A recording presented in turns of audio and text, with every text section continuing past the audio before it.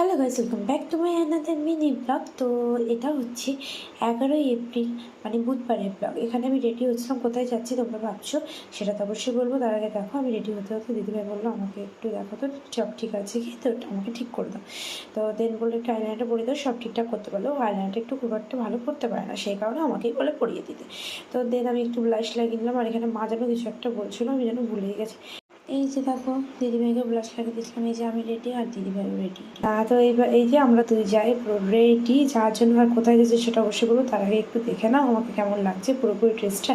আর এই যে আমার মামার শরীরটা খুব একটা ভালো নেই, ঠিক সেই কারণেই ও এরকম হয়ে গেছে। এখন আর মানে বিরক্ত হয়ে যায় সব কিছুতে। তো সবাইকে টাটা দিয়ে আমরা সবাই বেরিয়ে পড়লাম, মানে আমি, দাদাভাই, দিদিভাই আর মাম্মা।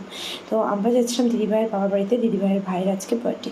তো এখানে আমি কিন্তু বার্থডে সেলিব্রেশনে কী কী হয়েছে সেটা শেয়ার করবো না, ওটা আমি পরের ব্লগে দেবো। তো আমরা